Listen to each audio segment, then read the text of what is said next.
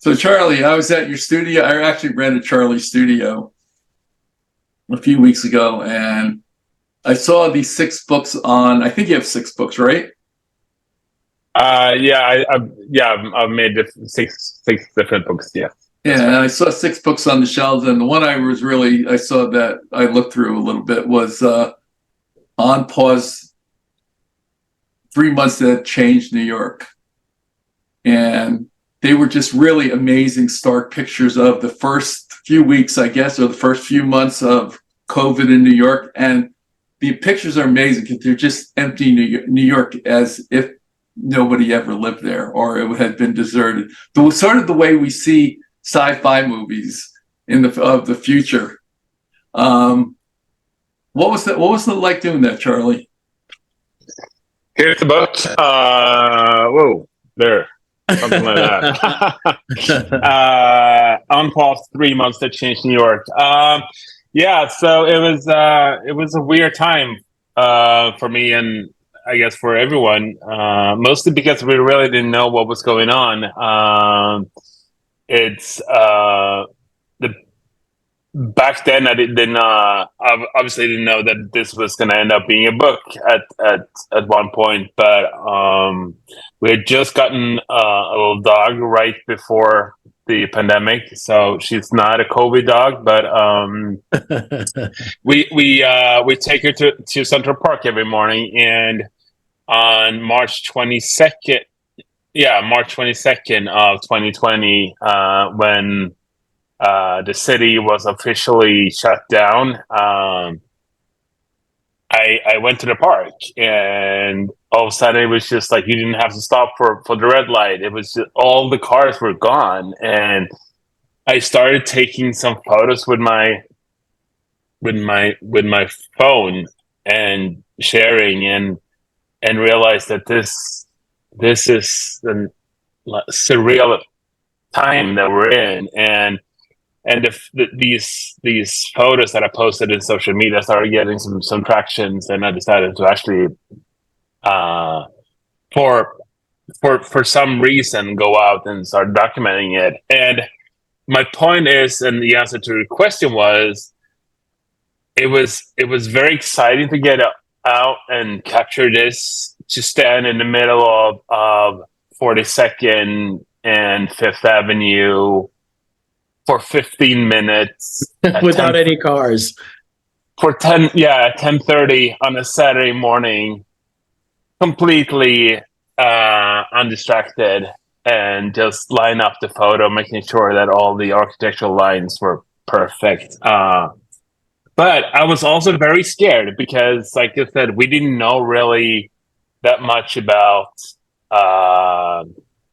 the virus back then. And I remember I was on a city bike biking around to capture some of these photos, and I brought with me like spray and I sprayed down the bike before I got on it, and I was terrified of like, I don't want to get COVID, I don't want to die. So it was a surreal experience as a photographer. It was amazing to capture these unbelievable photos, but I was also I was afraid for my life a little bit, actually. Yeah. It was a very scary time, and it's interesting. And also, as a creative in New York, I felt as though, for exactly the same reason that you described about being able to stand in the middle of 42nd Street and Fifth Avenue, it's the the amount of silence that there was in the city was also it was very invigorating to me personally, as opposed to all the noise that I have to normally deal with that's returned, in addition to trying to being creative, and being inspired. Except for the sirens. Well, what I give you credit for as a creative is that so many people just stopped what they were doing and you kept moving on with it. You decided you're going to turn this into a creative era for yourself, creative period for yourself. Well, I mean, as for, I'm sure, a lot of other photographers and creatives, freelancers, work was definitely put on a hold for me. I was trying, and I know I recorded. I spent spent an hour trying to record Insta stories where I explained to clients that, oh, we can still do shoots remotely. We'll do it through Zoom, and I'll send, I'll send files, you send products, we can make it work. And no one understood at that point that, we can still make productions like we Right. used to. Cut to 3 years later, that's how most of my studio productions are happening, and no one wants to travel to the studio because they can sit in their underwear and watch the production from the living room. But so I really didn't have anything else to do. So I figured, let's just go out and shoot the city. And I'm incredibly grateful that I did. If I had not, I would probably regret this for the rest of my life. Well, you caught a great regret piece of history. what? Not taking advantage of the in the quiet, right? Yeah. I don't think that New York and the people that live here would have the patience to get into another lockdown like this again. I don't think we're ever going to see it the way we've seen it. We saw it the spring of 2020. There may be other things that are happening, but I think this experience, in many ways, like 9/11, taught this city a lot of things that changed the behavior of how we manage. Yeah, so I wish that I would have been so. I know, future looking and like thinking, oh, this will probably make a good book one day. I should capture every street, every little thing. I didn't. I just shot things that I stumbled upon and a few of the typical things. But what comes across in the book when you look at it is the cohesiveness and the starkness of it. The pictures really fit together well as a book, which is what I really liked about it. I mean, it's interesting. I also started a COVID project. I did 95 portraits, around but not New York centric. Well, remote portraits, Ed. We did 95 remote portraits and 95 remote. We knew it was a timepiece and that people were not going to be interested, in hearing about COVID right away. So our idea is to actually get it into a museum for our, for our project, and we're pushing on, and we have 95 interviews, so we're putting the interviews together. We think in about a year that people, the museums will start getting interested in it, because now it's like 4 years away. But it's so funny that everybody has a different inspiration for it. The reason I started doing my COVID project was my nephew had a baby on March 13th. And March 15th, he had gotten COVID, and he couldn't hold the baby for 21 days. And wow. I said, Daniel, let me take a picture of you in the little corner of your house that he was stuck in. And we did a little self-portrait. I said, oh, I think there's, an idea in here. I mean, for me, it was a little more like, yes, we're going to make this into a book, right away. Right. Yeah, go on. Right. No, I mean, we, as you know, we have some interviews in our book too, with people that were affected by the pandemic, and when we started the project of the book,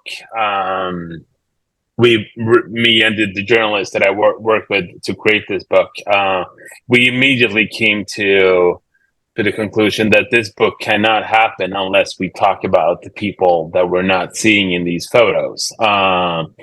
because there are, in full transparency, we're not the only one that made a book about empty streets of New York City. There are 3 or 4 books that I know of, and some really beautiful ones where we kind of all shot the same thing, more or less. Oh, a few different angles, but we have Brooklyn Bridge in there. There's some stations and things, but I think what made the book for me is the interviews with the people that were struggling in different ways throughout the pandemic, and I'm still tearing up when I read the stories of the ER doctor at Elmhurst Hospital in Queens, Yeah.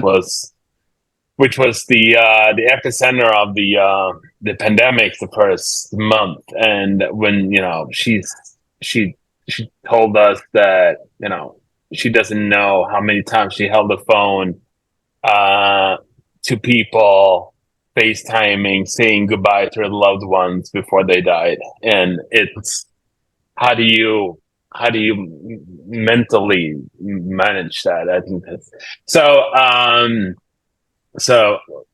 I think it's a beautiful architectural photos of an empty city is great, and I'm happy that I captured that. But I also think that it's important to tell the story about this city and how it impacted us.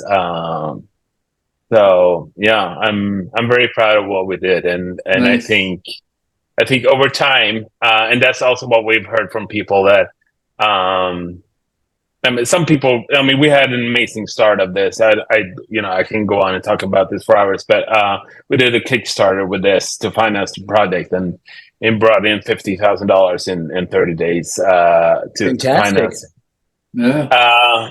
But we also had a lot of people said, "I cannot deal with anything like this until I am over the pandemic mentally. I've lost someone. I've been sick. I will buy your book in 3 years when I'm ready to." That's what we came across. To revisit. That's what we came across with agents. In other words, the trauma is too close. Yeah. Yes. Yeah.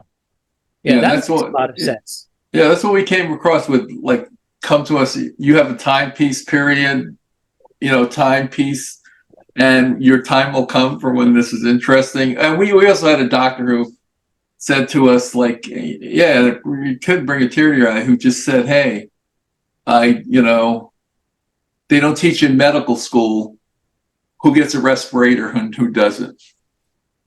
It's a 35-year-old doctor. But anyway, I want to introduce Charlie Bennet. I think I got this pronunciation right. And he is a photographer, and he's done 5 books. A lot of it is based around food, I think, and places. And It's a mix. Yeah. Yeah, and I rented a studio, which is a beautiful space, and it seems like you do a lot of cooking there. But I do. I love to cook. I'm a food product, and I guess somewhat turning into a little bit of a documentary photographer. But I love food, and I cook a lot, and I have a photo studio with a very nice kitchen, and that studio happens to be in the same building as our apartment, so it's very convenient to just go down the stairs and cook for friends or just for us, and then so, which was also very helpful during the pandemic to have this space 5 seconds from home. Yeah, I think having space. I think speaking about that, I think having space during the pandemic was very important. And I definitely feel for those people who living in cramped quarters. But at least to some degree, at least it happened during the spring at the inception here in New York, and that we were rolling into fairly good weather where we could socially distance outdoors. Yeah. So I'm interested in this, your change. And I think one of the things that we'd like to encourage our audience, the one that we're building, through these conversations, and that your creativity, your creativity as a brand, a person in advertising, then decided, after what I understand is 12 years of being in advertising, you said, I want to do photography. Like, were you looking at the photography that was being presented to you as an advertiser and going, I can do better, or I want to participate in this game, or what was the trigger? So, thank you for asking. I love to share this story because it's so wacky. I grew up in an advertising family. My dad and even my mom was in advertising, and I think that's why I turned into advertising when I graduated. And I was working for a big global agency, Ogilvy, for 10, 12 years. And I was pretty young when I started. And the first couple of years was very exciting. And then for a good 5-6 years, I just hated what I was doing, but I didn't know what I wanted to do instead. I loved my colleagues. I had fun at work. I just hated what I was actually paid to do. But I didn't want to go somewhere else because I didn't know what that would be. And then 100% true story, I woke up one morning with an epiphany that I was going to be a photographer. I had never held a camera in my life before. I had been on shoots, but never really been excited about the actual shoots. Because I was on the account side in the advertising industry. I didn't work creatively at all. I wasn't working with actually developing ideas, which is probably why I hated my job so much, because there was no creativity involved. This was back in the days when I lived in Sweden, and working at this international agency in Scandinavia put me in a role where I mostly manage big international clients for the Northern Europe region. So no creativity involved at all. And I think that's what finally broke me down and said, I can't do this anymore.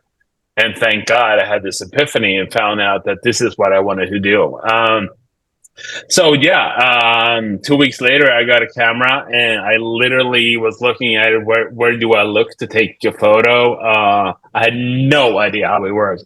I took an evening class, got hooked, quit my job, went to photography school for a year back in Sweden. And then I started freelancing as an assistant. Then I was doing some smaller jobs. I did get a few jobs from my old colleagues in the industry. And that's a pretty good client. Yeah. But that is also interesting because I have almost never worked with any of my old colleagues. I've gotten work from my colleagues. But the people that you think you could rely on that I had worked alongside for years, and I'm talking creatives, art directors and creative directors that I would call up and say, hey, John, I'm shooting now. I would love to work with you at some capacity if anything ever turns up. And they're like, yeah, sure. We'll keep you in mind. You know why that is, though, Charlie, is because people see, once you're in a spot and they see you in that spot, they never could get you out. I know. Even my old clients, like as I grew, they were like, "Oh, no, I don't think so."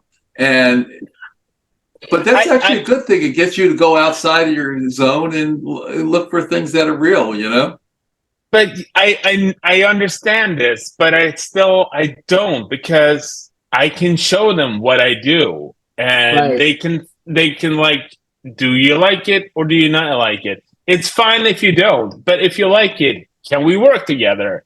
But what they did was they're like, yeah, we'll keep you in mind, let me introduce you to Pete, and you two can probably, and then I would work with, and then it's like, okay. So there's been a few occasions over the years where I worked with colleagues, but most of the times it's been referrals from old colleagues to work. But anyway, so yeah, I was in Sweden for a couple of years working, and then I like most photographers want to be in New York at some point, just trying that out. So I moved over here, which sounds a lot easier than it actually was. And after about a year and a half here, I met my wife, and when we got married, and now I've been here for what, 13 plus years, whatever. Had you lived in New York prior to or you spent some time here?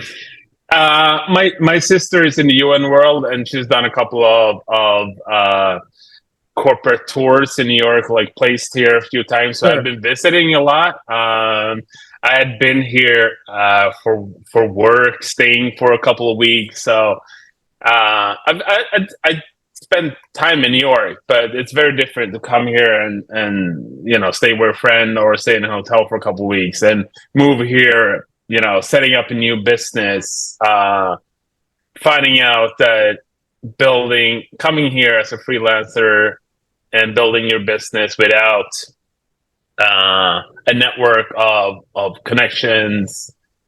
The first 6 months, I was offering free shoots, and people were like, "No, we're not interested." I found out that, like, unless you have a referral, you're not getting anywhere. Like, you need person A to tell you that person B. It's the only way, and that takes time to build. Yeah. Well, I collected down a question for each of you, actually. And one thing I have to say, the smartest thing that I ever did was I left my photography business for a year to go assist for other photographers, because you just learn what they, and I went after really big photographers like Annie Leibovitz and Bill Ray, and I got no. But I called Bill Ray one day, and he said, "Yes, if you could make it in an hour, you have a job for today." Oh, that's amazing. Yeah, and Wow. he was desperate, and then once I got in Bill's door, then I started saying, the first thing I would get on the phone and say, "I work for Bill Ray," and he said, "Maybe I could call you." And then I started getting in all the doors. But it took 4 months of that, and like I was not making any money because I'd left doing photography. I said, "I'm not going to do photography." I did a few little jobs here and there. It wasn't like I was doing great. I was struggling. I was 25 years old and struggling. And I said, "Let me just see how these people do it." And my question for you, Leyden, is, when was your epiphany? I heard Charlie talk about that epiphany, and I know when was your epiphany? I think that more the epiphany was, I mean, it's interesting. It's like more practical. I grew up in an artist, the son of an artist. My father is a painter and an antique refinisher. I mean, he did everything with, that's related, art related. And so, I was in high school of art and design, which is pretty well known here in the city.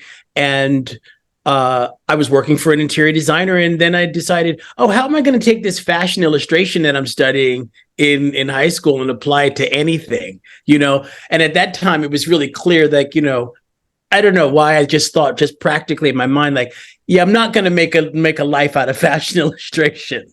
And and so interiors seemed pretty clear. What was an epiphany for me is that I was studying interior design, and I was in a 2-year program at Parsons. And the epiphany came to me is that I wanted something more deeper and more theoretical, and I needed to study architecture. That was the big epiphany for me. And although I primarily am an interior designer, I really approach it as someone who's interested in the architecture as well as the. And between Leyden and I, Leyden is very classically trained, and sometimes we bump up against each other because I had no training in what I do. I just sort of made it up, and it's architecturally based, but autodidact.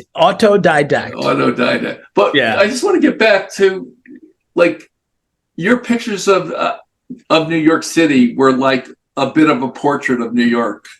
Did you see Miss Portraiture at all? Good. Did I? Did you see? Like, I know Leyden for sure will look at your photographs and see them as portraiture. Oh, I see. I see them as portraits of Oh. even the space of a space, whether it's an interior. You know, there are people that have like, you know, like they're describing in photography the elements that are in the space, but then some people are actually trying to take a portrait of the character and the nature of that space. And that's what I shared with Ed, that I thought that you were taking portraits. I can see that. I think I probably approach it the same way, not just being that conscious about it. But you know, now that you bring it up, I remembered especially some of the objects that I was documenting was definitely, you know, framed out of a portrait, like taking a portrait of the space more so than just taking it. Yeah, I can see that. Absolutely. Yeah, more than just documenting the space. Yes, exactly. Yeah, No, exactly. I mean, I definitely would say that this is more of a that is a portrait. That is a portrait. That is a portrait. And not only that, a minimalist portrait, or you know, yes, you know, sort of the you know, really good architectural portrait. Also, you could put it in different lanes, I think. Yeah. I mean, that's been my struggle since I think I discovered photography, because there are different genres that I'm really attracted to, and I've been told since I started out that, oh, you need to pick your lane and stay in that lane, and you should only do this because clients like it, and it'll be easier for you to market yourself. And I can see that, but it's also like I decided to do this so late in life, and the passion I feel for the craft, it's not gonna exclude me from doing areas that I really love shooting. Right, and exploring some techniques and ways ways of visualizing. Yeah, of course. Yeah. I mean, I was a lot, and the reason, the reason why it's interesting to share my story about my life switch, if you will, is because I like to encourage people that are not happy with their work life situation to make that change, to jump. I was 38, maybe. Wow. How long ago was that? That was like 2 weeks ago. Looks like you look like you're 38. Thank you. He switched over. Folks. He's been a photographer for 2 weeks now. I have one of those TikTok filters on. No, but no, it's. I think I've been doing. I graduated photography school in 2009. So what? Like 14 years now.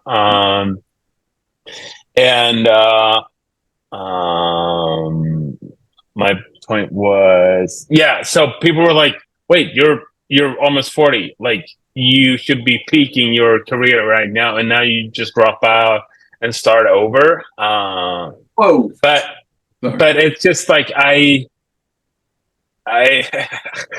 not that I was suicidal, but the way you say, I would have killed myself if I had to do what I was doing for the rest of my life, because it was just, I hated it. I mean, full transparency, it's really hard to be a freelancer in one of the most competitive photography cities in the world, to make sure that you make business to pay for a studio and rent and all that all the time. But I wouldn't trade it for anything at any time. I love it, even though it's a hell of a up and down. I think that is so inspiring, honestly. Like, the thing about it is like, either you're going to choose to take a risk, and in that risk you'll implode or explode, or you'll just die at what you're doing, right? Yeah. And, Yeah. Hey, you know what I Charlie, mean? when I decided to be a photographer, I was filling out applications to be a psychologist in graduate school when I was 21 years old. And I called my mother and said, "Hey, I'm going to do this for 2 years. I promise I'll be back in school eventually, or in 2 years." And my mother's line for the rest of her life was, "Oh, like the time you were going back to graduate school." And so I never went back to graduate school, but I did later in life go back to graduate school. Once my mother passed away, I decided to get my degree. Well, speaking to that point, let me ask you a question, Charlie. Do you feel like you had things lined up? Because it's one thing to it's almost like we speak about this creativity, Ed, as though you're having a story about your mother. What things did you have in place? Did you have a support? Did you have support from your family and your friends in order to, or were they like, what are you doing? What's happening? Or, and you just, despite that, or with that, how did it work? Wow, you're really nailing the questions today. It's interesting because back in, I think, 2007 August, when this epiphany came to me, I was obviously too old to send my parents a wish list for birthday, but they were like, "Hey, your birthday is coming up. Is there something you want?" I'm like, "Yeah, I want Dad's DSLR." I'm like, "Why?" It's like, "Oh, I'm gonna be a photographer." I'm like, "Yeah, okay." I was also the kind of kid that like, "Oh, I wanted to play soccer when I was 10, and then I played for 2 weeks, and they gave me all the equipment, and then I quit, and then They abandoned it. so they were like, oh, okay, is this another one of those like you giving up?" Like, anyway, they gave me the camera, and they're like, all right, shoot a little bit. I took the evening class. They saw what I was doing, like, hey, you may have some talent here. They were very supportive, but my mom passed away a couple of weeks after I graduated from photography school in cancer, and we were very, very close. So coming out of school and starting my new life as a freelancer was very difficult because I had just experienced such a big loss. Right. So I remember the fall of 2009 is probably the most difficult time in my life, getting over my mom's passing and start to understand, okay, now I need to, I don't have an employer that is going to take care of me. I need to start my career. I love what I'm doing. I just need to find a way to pay rent. Do it. Yeah. And manage to get the energy to get up in the morning and do it while I was just working through this big loss. So I think I've had support, but people have always been like, are you sure you want to do this? Are you sure you want to move to New York? I didn't have any friends in New York really when I moved over here. A few, but no one really close. So that was also a big experience coming in here. Everything from getting the visa to move here, to get social security number, to how do you get an apartment and all that. It was just it was an incredible experience that I looking back to, just oh, that wasn't that difficult, but I know Right. it was. I remember it was a big struggle back then. And that's something we talk about a lot on the podcast is, when you work for yourself, where do you get that support from? Where do you get it? I mean, it's great to have some inspiration that comes from inside, but then you have all the other stuff in life to do. Where do you guys get your support and your inspiration from? Go ahead, Leyden. Where do you get your support from? Yeah, it's Quite recently, within the last 5 years, it's I'm one of the founding members of the Black Artists and Designers Guild, and I cannot tell you. I feel like that was a real, like when people talk about chapters in their lives, and I kind of didn't ever understand. I never really understood that, but the community of being with like-minded individuals that are both creatively discussing their challenges, and also all of the socioeconomic issues. And it was basically like a big therapy session with artists, and so that I could stop thinking and believing, and this is something that I constantly have to reaffirm, I'm not alone. You know what I mean? This is a big, I think creatively, there are all these ideas that happen in my head, but literally I have other people. So I would say that my family, I love them. And if they listen to this podcast ever, if they ever decide to listen to anything, I would say that that's not one of the ways in which I get supported from my family. They love me, but I always have been, because it just has to do with, like, I'm one of the one artists.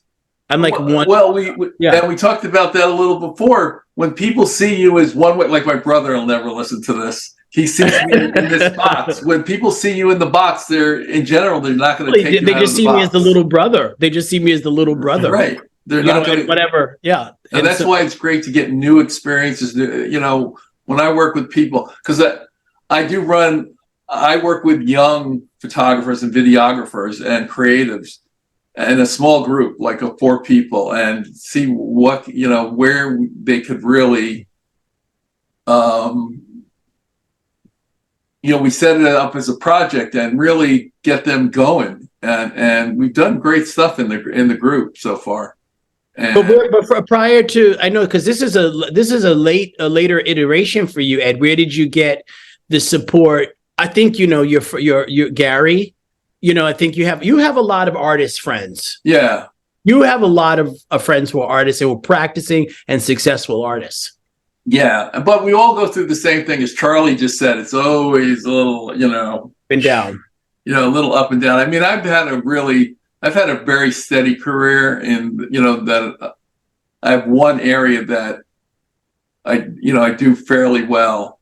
And so I've had just like the really bad years, like everybody's bad year, 2009, COVID was like a disaster. And, but so, yeah, I get support from, I do a lot of talking with a lot of artists, to see what they're up to, but also ask them where they need help. I was just at a friend's house, and a woman who was there, it was Thanksgiving, and she was an artist doing this project. And I could tell she had no one to talk about at dinner, but she didn't have anybody to talk about it with in general. And we ended up talking about her stuff for about an hour and a half, which was great. And just sometimes, like, I like talking to artists just about what they're doing, and I'll just go, deep into it. Even if I'm at it, I always look for what is the most interesting conversation, as to see what creative people are doing creatively, as opposed to like chit. I was never good at chit chat at the dinner and table. small talk. Yeah. So so I came to it at the age of 60, Wow. That's amazing. of doing something different. And I didn't know I'd done photography. It's been the only thing I've done for my whole life. And so to see if I could, part of it was to see if I could actually do something different, But you're talking about you're talking about your coaching business, right? Which is small, it's just limited to 3 or 4 people at a time. Well, I will have to say that Ed is an amazing coach. He is my coach. What was your coach? Well, yeah. I mean, you continue to coach me, and mentor me. I think everybody needs a coach. Everybody needs a coach, for sure. And you were saying that you like working with creatives. You want to tell us about that, Charlie? Well, I mean, I love working in a creative community. And the only times that I really enjoyed my work when I was in advertising was then when I was when I either forced myself or I was invited to the sittings to figure out creative solutions for our clients. And most recently, the last year, I've been working on this documentary about a chocolatier guy up in Beacon, New York. Excuse me. What a what guy? A chocolatier, like a chocolate maker. Okay. And he used to be in the city and moved up to Beacon in during the pandemic and started his business there. He's got a little brick and mortar there and doing really well. And about a year ago, I had this idea that I just wanted to go up because I'm shooting food. I was just gonna go up and film some chocolate porn, like with chocolate pouring, and just like to add to the portfolio. But then, as we were there, we decided to do an interview with him, and by the time we left, we realized that this is not going to be just some drizzle porn of chocolate. This needs to be something much bigger. And now we've been working on it for over a year, and it's almost done. Wow. Fantastic. And I've been working. So I turned 50 a few years ago. All the guys that I've been working out, the sound mixer, the first AC, I've been directing this, the DP.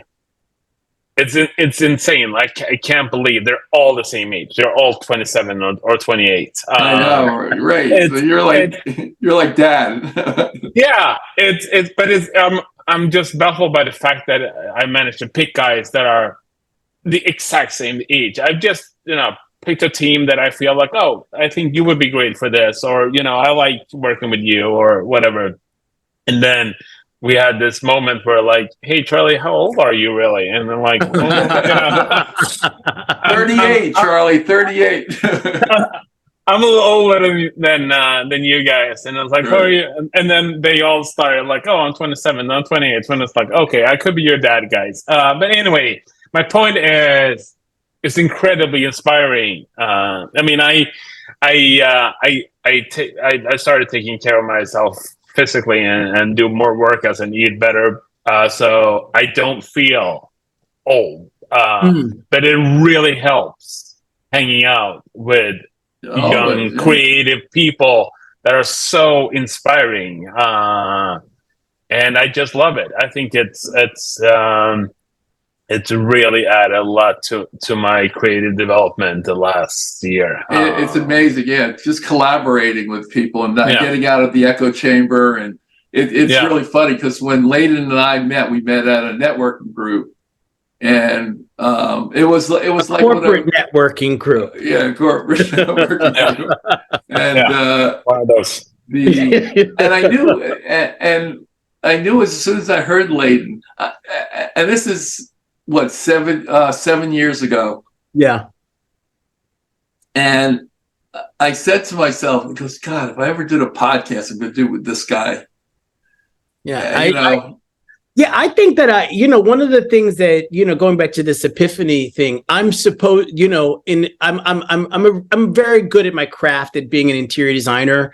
I'm good at it. I think really, and it would be interesting to talk to you, Charlie, as well, and continue to these conversations, because there's a public speaking, performative part of myself that I'm far more attracted to in a lot of ways than the work or adjacent to it, than to the current work that I'm doing.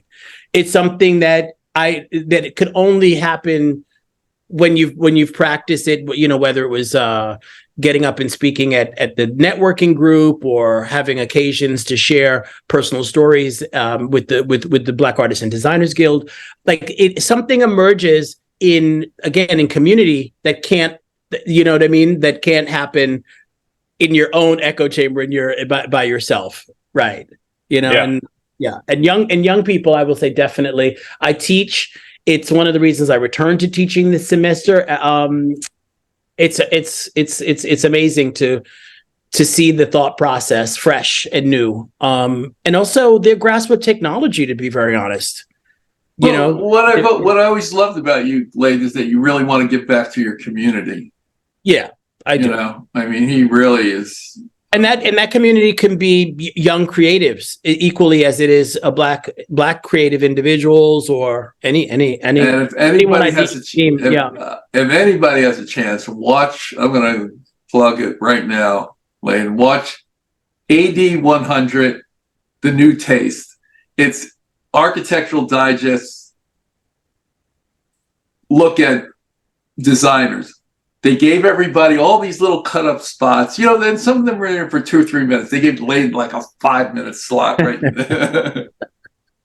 Yeah. I'll definitely I'm pretty proud of it. It's for the 2023 AD 100 list, and I happen to be on that list. So I'm very proud of Congrats. that. Thank you very much. Yeah. So what I love about working with creatives, and Leyden is way past anything I've ever done, but stop. The thing I love working about with creatives is that when they do something great, you're just like this little tiny part of their story. Like I had a guy recently who shot Springsteen. He just put himself in the right spot, and when he was in Rome and they needed a photographer, and he went with the intention of shooting, you know, Springsteen in Rome. And when the other regular photographer had to go home, he was right there. And they said, yeah, we're going to hire you. We don't expect much from you. But he ended up doing 6 or 7 nights. Wow. And it was amazing. And that's what happens when you just put yourself in the right, you know, I always think of luck as just a lot of preparation, you know? and I also want to say to those people who patron creatives, I want to speak to them right now and say, hire creatives. Don't like really. I think there's a way of nurturing that. Yeah. You know, and then there are good clients and there are terrible ones. You know, 100%. I mean, you know what I mean? Yeah, and I think that it's a co-collaborative. Like if you want the best out of us, set it up that way. You know what I mean? Set it up to nurture us and to be the best service to your, you know, because we all provide a service. Yeah, but I mean, speaking of teams, I also think that it's important and clients, and I think it's important for clients to understand that they're part of the team. Right. And if you want this project to be successful and you want to prove to your manager that you manage a good photo shoot or whatever it is, you need to see yourself as a part of the team to make sure that we succeed. There's too many situations where, you know, you're handed a poor brief and then they just expect you to deliver, you know, way over what was expected, and they're not part of creating that. They're just no participation. But a lot of times they don't want to make be it part happen. of it. You have to pull them in sometimes. You think about all the clients you have that'll just say. And that's my point. Like they need to see themselves as a team, and not someone that is just like commissioning a job and then expecting us to deliver it. Like if you really want to be a part of this, you need to be a part from A to Z. It's just that's yeah. Yeah, but Leyden, you're a real collaborator. I always say that, you know, I come up with these ideas and some of them are just like completely foreign and independent to whatever the client is asking for. They're like drawn from some sort of inspiration. And then the client, 100%, those clients that actually push back on my ideas and say, well, this is what I was thinking, they absolutely make the project better. There's no question. But your clients they're not putting company money out. They're putting their own money out of their own pocket, and they want to collaborate with you like face to face. Yes, yes. I mean, I'm in a lot of personal space. I think that is that both is like it's inspiring, like creating home. I create a lot of home for people to live, dwell, raise families, make love, host home, host their friends. So I definitely do encourage them to speak and try to find their own creative voices. I think, that I think that business of not like the non-collaborative client is one that is maybe a little shy or feels they equally feel intimidated by. I think it's all these ideas about like, oh, they do that, I don't really need to say anything except for critique it. Yeah. But I'm sure we all have those clients also that like, shut up. I mean, I think there's so many different reasons why clients and the creative teams aren't collaborating in the right way. It could be intimidation. It could be lack of experience. Yes. And I also think that oh God, I just dropped it. Oh, I had a good idea what was going on there. That's what happens. Oh yes, all right. I'm not sure that a lot of these people that we're working with love their jobs. Well, you experienced it from your side, Charlie. That's a very good point. That's like the best point ever made. And because I also experienced over the 10 years being here with the system that we have in this country, where you need a job to have healthcare and you need all that. I've run into too many corporate people over these years in New York that are like, I'm not loving my job, but the benefits are great and the pay is good enough. Like, I'll stay until something better shows up.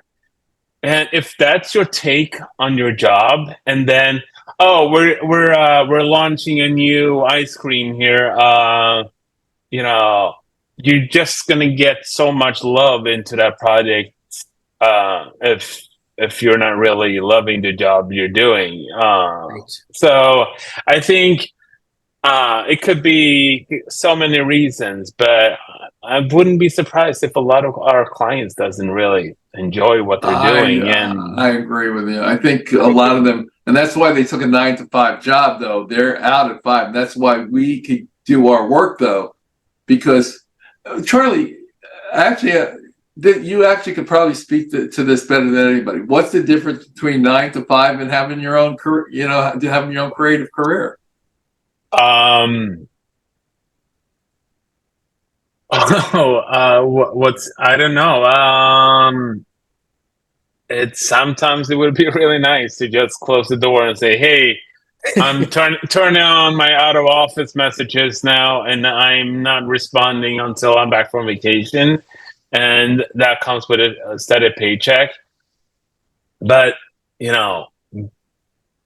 controlling when I want to work, how I want to work, getting on projects that I love, turning down projects that I really don't want to work with, being able to tell a client, "Hey, I don't think we should work together because I don't think I'm going to be able to do Isn't that liberating? great stuff for you."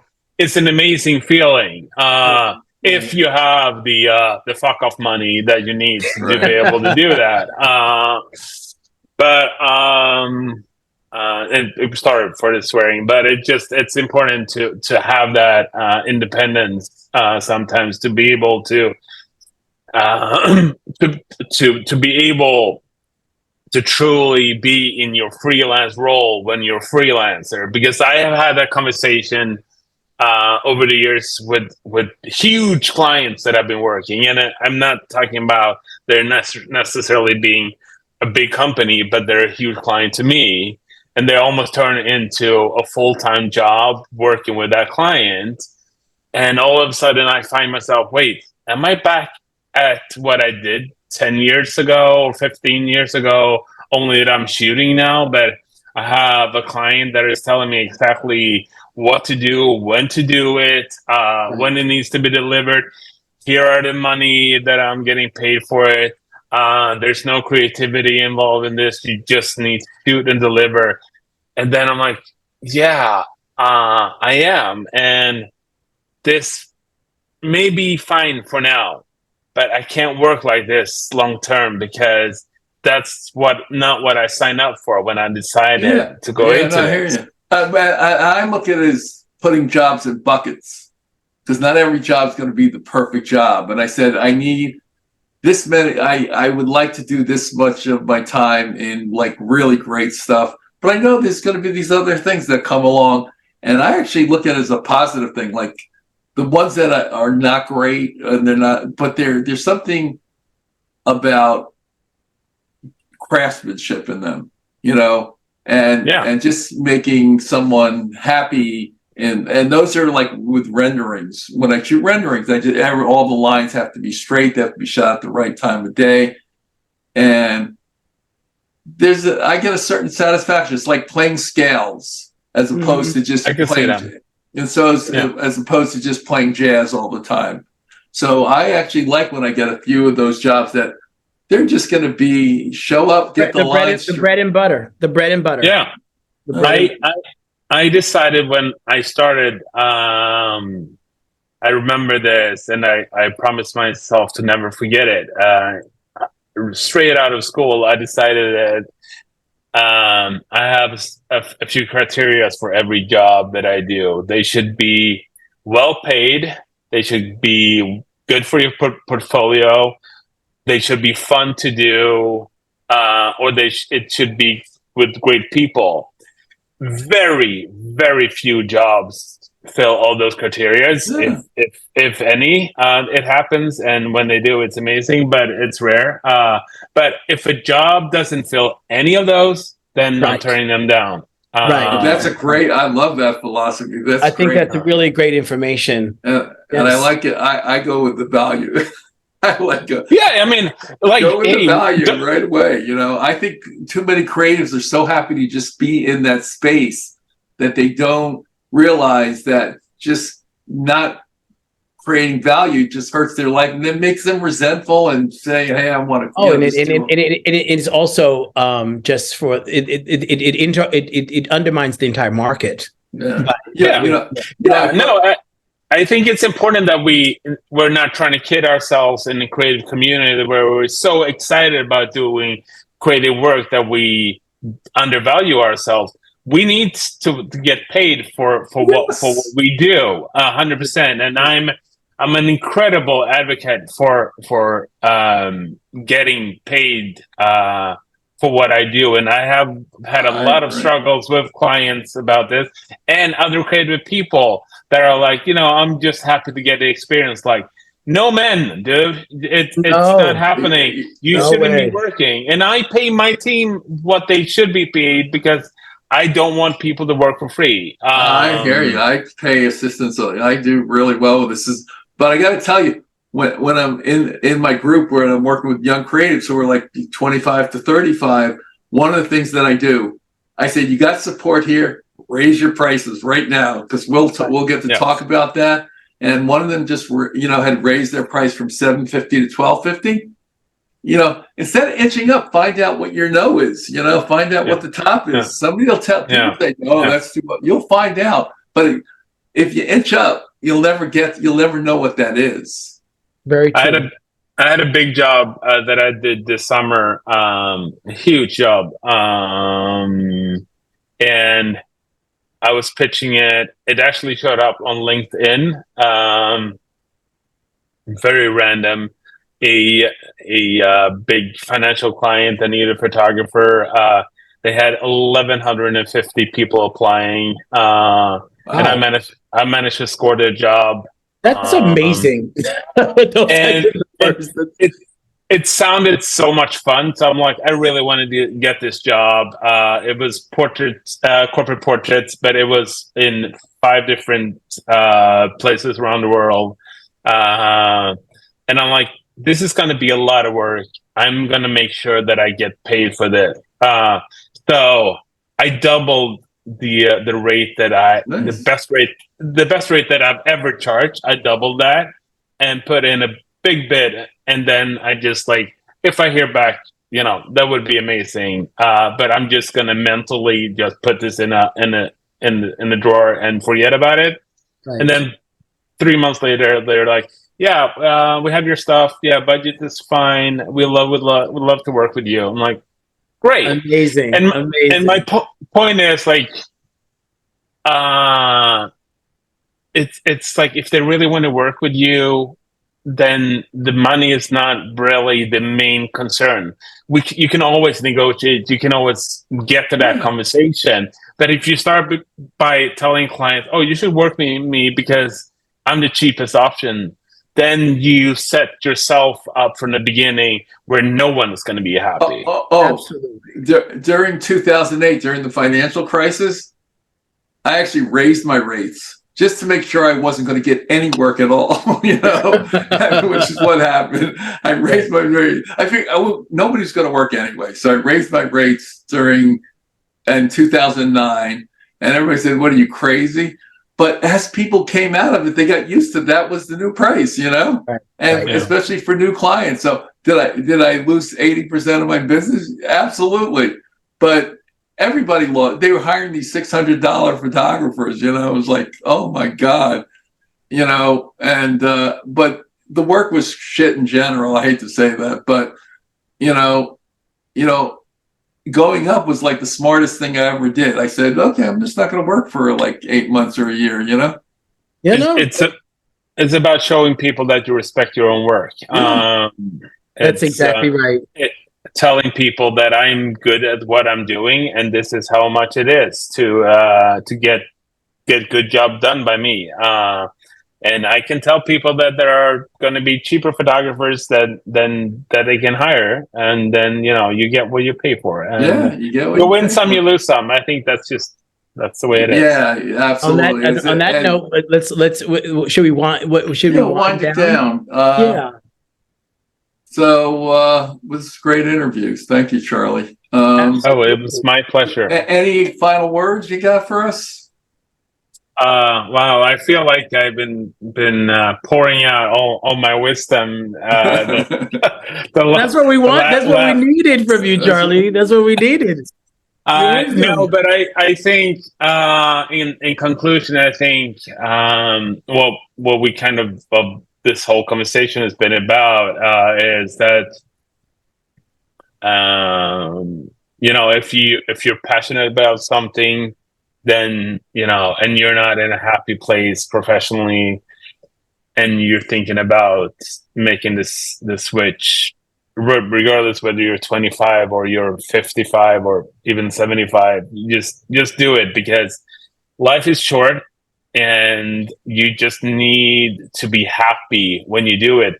And this all sounds like such a cliche, but I'm so grateful every day that I get to do what I love, and I'm so happy that I made that change. And I'm available for anyone that wants the support in making that shift, because it's an important life decision, and everyone should do it if they're considering it. Awesome. And give us anything we should be looking for, any shows, new books. Give us what we're looking for here. Well, we're around the holidays, so my book is obviously available everywhere. No, I. What's the name of the book? What's the name of the book? On Pause: 3 Months That Changed New York. It's Charlie Bennet, Bennet. Did I have that right? Yeah. It's available everywhere. And my documentary is coming out in the beginning of the new year about the chocolatier upstate New York. So yeah, that's what's on. Can you share that title with us? It does have a title. It's the name of the guy. He's a Swedish chocolatier, so his name is Håkan. I've been thinking about a title for this documentary for over a year, and I'm not getting further than that. It's about him. we decided to name it Okay. Håkan. Okay. We're going to submit it to some festivals in the next year. We hope Nice. that it'll be get some recognition. I saw the final edit of it. We're going into grading and sound next week. I saw the editing on Friday, and it looks amazing. It's a very emotional piece. I'm very Oh, proud you of let it. us know. Keep us in your email list, and I will. I will when it comes definitely. out, maybe you'll come back. You know? Yes. Absolutely. Yeah. Thank you guys for having me. It's been an absolute pleasure. Great. Just Leyden, give us your stuff. I'm Leyden Lewis. I'm Leyden, Leyden, Lewis studio at for Instagram, and LeydenLewis.com. And I am Ed Letterman Photo, EDLEDERMAN PHOTO.com. And I have edlettermancoaching.com, which is just a small group of creators. If you're really stuck, come on, give me a call and we will talk about where you can go from there. Brilliant. And so, Okay. okay, that's great.